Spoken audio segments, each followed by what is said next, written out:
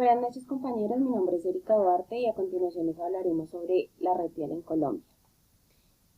Sus historias como los puntos más importantes. En 1890 y 1900 se crea el primer pavimento en el centro de Bogotá. Entre 1900 y 1910 se construyó la primera carretera nacional que comunicaba a Bogotá con el municipio de Santa Rosa de Viterbo de Boyacá. En 1938 se autoriza la pavimentación de algunos tramos de carreteras nacionales y se da inicio al programa de cambio de piso.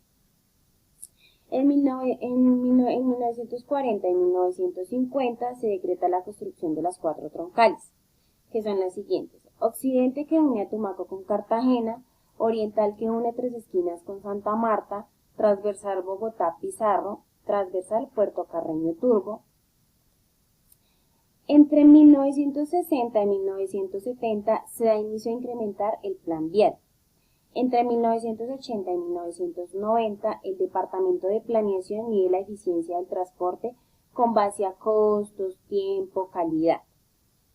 El 18 de septiembre de 2012 el presidente de la ANI presenta el proyecto de las carreteras 4G. Lo que acabamos de ver es una breve historia como los puntos más relevantes de la red vial de Bogotá, de Colombia. Cuando hablamos de normatividad nos referimos a la manera de cómo se clasifican las vías en nuestro país. A continuación les mostraremos la clasificación. Vía troncal: las carreteras con dirección predominante sur-norte inician un recorrido en las fronteras internacionales. Vía transversal: las carreteras con dirección predominante occidente-oriente, cuyo volumen de tránsito esté justificado. Vías de primer orden: son aquellas que cumplen con la función de integrar las principales zonas de producción y consumo del país. Vías de segundo orden: son aquellas vías que permiten la comunicación entre 2 o más municipios o con una vía de primer orden. Vías de tercer orden: la función es permitir la comunicación entre 2 o más veredas del municipio. Sistema Nacional de Carreteras o Red Vial Nacional es el conjunto de todas las vías del país. Fajas de retiro obligatorio, áreas de reserva o de exclusión para carreteras son los espacios que se deben respetar en la vía. Cabecera municipal es cuando hay bastante flujo vehicular en un determinado municipio.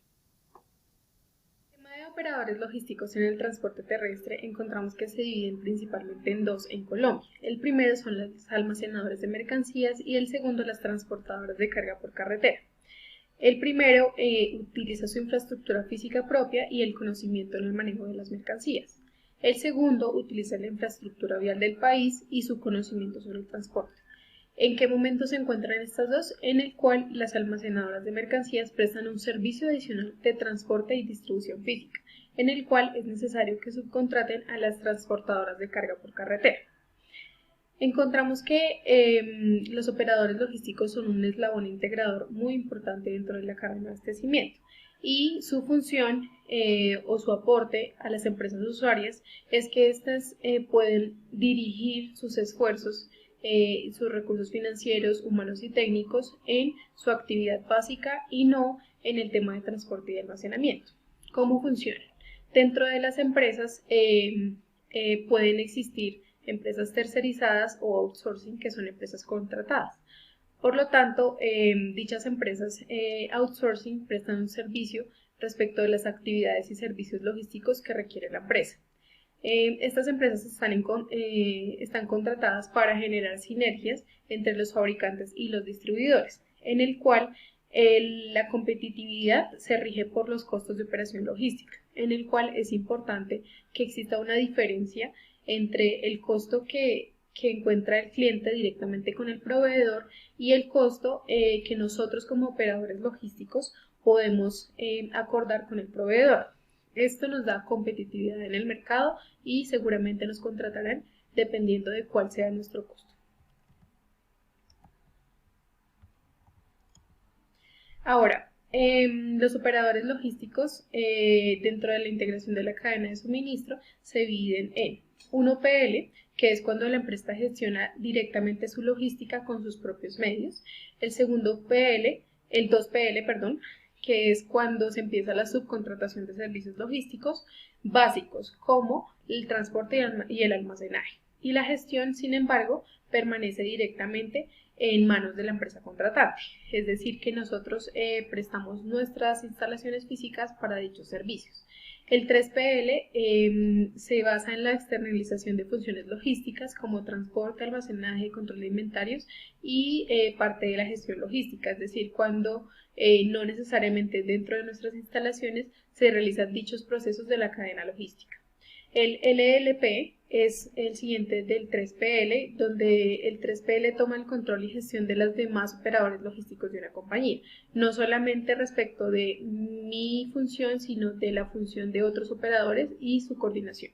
El 4PL nos habla sobre el diseño y administración de la cadena de suministros de una compañía, es decir, cuando tengo el control de cómo puedo hacer optimizaciones a los procesos y cómo puedo mejorarlos en calidad, en tiempo y en costos. Y el 5PL es la gestión de múltiples cadenas de suministro, no solamente respecto de la función básica de la empresa, sino todas sus cadenas de suministro en general.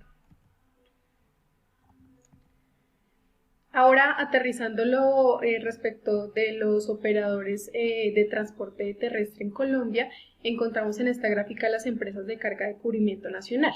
Encontramos que desde el 2007 al 2017, en 10 años, hubo un aumento representativo y pues claramente esto genera, se puede deducir que existe una demanda buena, una gran demanda sobre dichos servicios logísticos de transporte terrestre. En la siguiente gráfica podemos evidenciar la carga movilizada en transporte terrestre tanto para importaciones como para exportaciones. Como bien lo sabemos, Colombia tiene su balanza comercial deficitaria, por lo tanto, las importaciones son mayores que las exportaciones. Por lo tanto, como lo podemos evidenciar en las gráficas, para las importaciones, el transporte terrestre de carga tiene una mayor participación que en las exportaciones.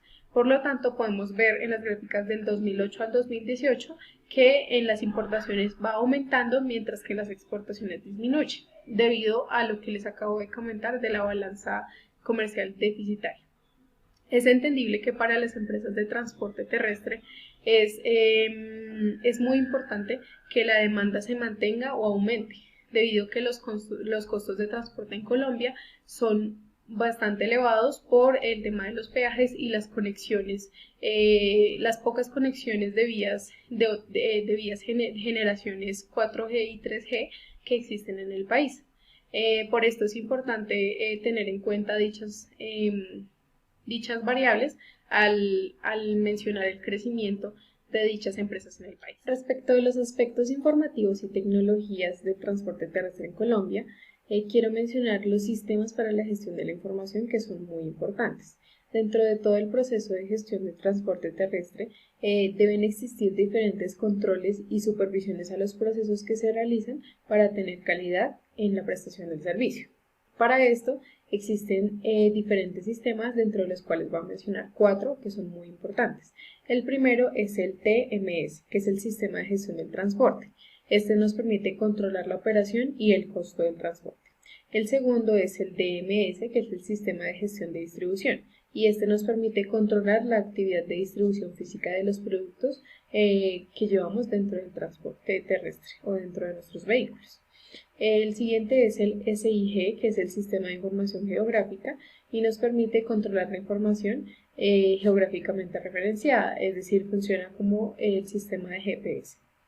Y por último el GMS, que es el Sistema de Administración de Patios, y este nos permite controlar el movimiento de vehículos, inventarios, recurso humano en un centro de distribución con el fin de tener optimización de recursos en general, no solamente recursos financieros. Y respecto de las tecnologías, quiero mencionar una muy importante que se desarrolló en el 2016 en Colombia, que se llama CEMAT, que es el Centro de Monitoreo de Actividades de Transporte, y lo creó la Superintendencia de Transporte de Colombia. Este centro de monitoreo o sistema de gestión de la información nos permite diagnosticar y desarrollar modelos de supervisión con herramientas de inteligencia de negocios. Varias de las ventajas que nos ha permitido tener este sistema este centro de monitoreo es uno de ellos que genera 24 reportes que permiten hacer vigilancia a la ejecución de dichos servicios de transporte.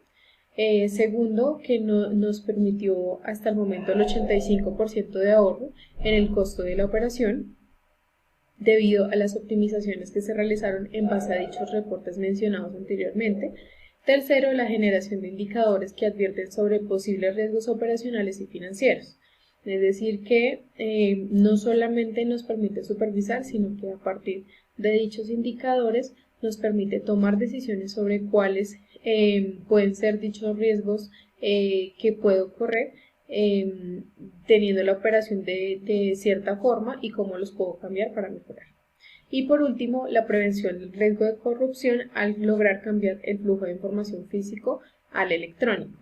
Esto nos permite aplicar una de las nuevas tecnologías de la revolución industrial, de la cuarta revolución industrial, que es el sistema blockchain, que es una cadena de bloques que no se pueden corromper y que generan que la información que se ingrese dentro del sistema sea veraz y que no tenga manipulación de ninguna otra persona. Dentro del proceso de contratación para el servicio de transporte de carga encontramos algunos principales actores, los cuales son propietario de la carga, que es la persona natural o jurídica, propietaria de la mercancía que se va a transportar. El generador de carga es una persona natural o jurídica que se encarga de contratar el servicio de transporte para la movilización de la mercancía de un punto a otro. El remitente es una persona o es el sitio donde se carga y se despacha la mercancía. El destinatario es la persona o el sitio donde se descarga y se recibe la mercancía. La empresa de transporte es una entidad que debe contar con el permiso que brinda el Ministerio de Transporte para la prestación del servicio público de transporte de carga. Adicional a esto, debe contar con los recursos necesarios para la movilización segura de la mercancía y adicional debe contar también pues con su recurso principal, que es el vehículo de servicio público, que puede ser de su propiedad o puede ser contratado por terceros. El representante legal es la persona que representa la empresa de transporte y quien ante las autoridades responde por los procesos y movimientos que realiza la empresa de transporte. El despachador es un empleado de la empresa de transporte que se encarga de darle el despacho de la mercancía mediante la expedición del manifiesto de carga. El titular del manifiesto de carga es el propietario, poseedor o tenedor del vehículo. El conductor pues es la persona que conduce el vehículo de servicio público en el cual pues se va a transportar la mercancía. Y el propietario o tenedor del vehículo es una persona natural o jurídica con quien se firma el contrato con la empresa de transporte.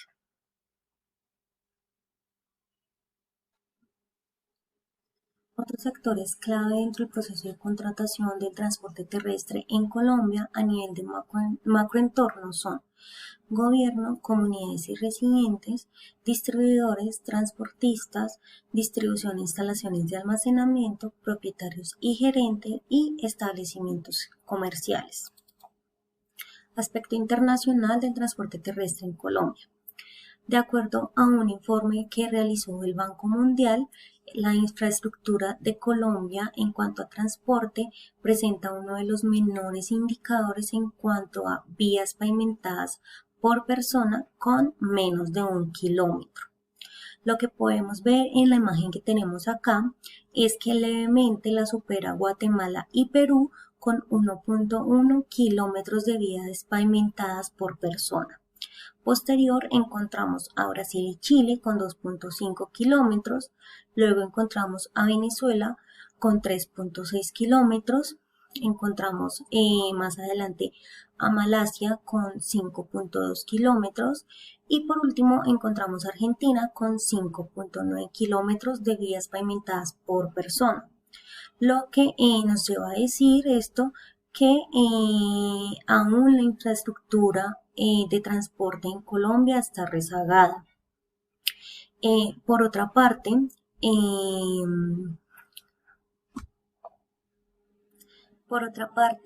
el tamaño del parque automotor de Colombia es de 55 vehículos por cada 1000 habitantes, lo que la hace estar también por debajo del promedio latinoamericano, que es de 108 vehículos por cada 1000 habitantes.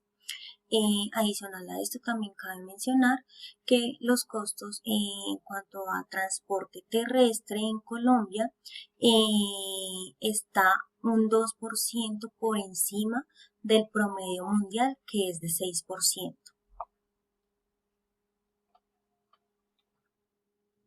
Por otra parte, la Cámara Colombiana de Infraestructura señala que se ha duplicado la inversión en este sector al pasar del 1.2% en el 2012 al 2% en el 2013, lo que posiciona a Colombia en el tercer puesto en Latinoamérica.